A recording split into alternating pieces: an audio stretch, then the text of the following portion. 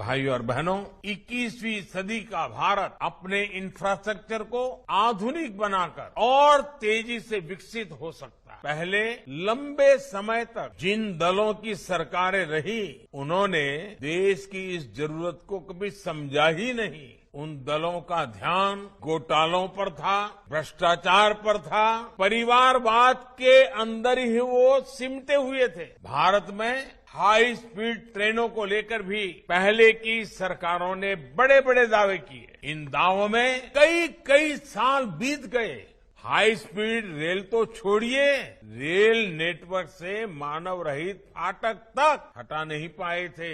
Railway के बिजलीकरण की स्थिति तो और भी गंभीर थी। 2014 तक देश के 1/3 रेल नेटवर्क का ही बिजलीकरण हो पाया था, 1/3। जब ये स्थिति हो तो तेजी से चलने वाली ट्रेन चलाने के बारे में सोचना भी असंभव था। साल 2014 के बाद हमने रेलवे को ट्रांसफॉर्म करने के लिए चौतरफा काम शुरू किया। एक तरफ हमने देश की पहली हाई स्पीड ट्रेन के सपने को जमीन पर उतारना शुरू किया। दूसरी तरफ पूरे देश को सेमी हाई स्पीड ट्रेनों के लिए तैयार करना शुरू किया।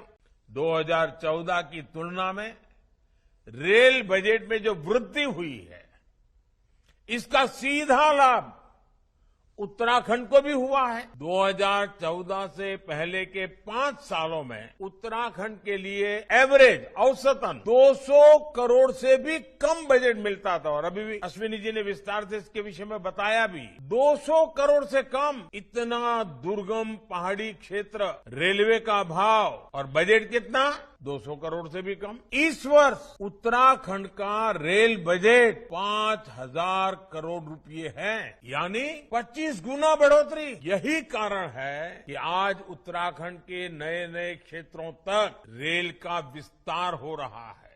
और देश अब रुकने वाला नहीं है। देश अब अपनी गति पकड़ चुका है। पूरा देश वंदे भारत की रफ्तार से आगे बढ़ रहा है।